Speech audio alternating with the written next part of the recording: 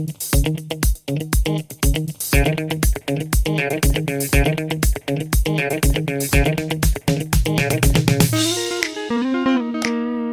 guys, the sun is already high in the sky and I didn't eat anything today, so I'm going to the bakery now.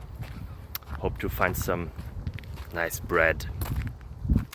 And on my way there I have a question here and a couple of answers, because every good day starts with a question and ends with answers. So stay tuned, enjoy your life, bye bye.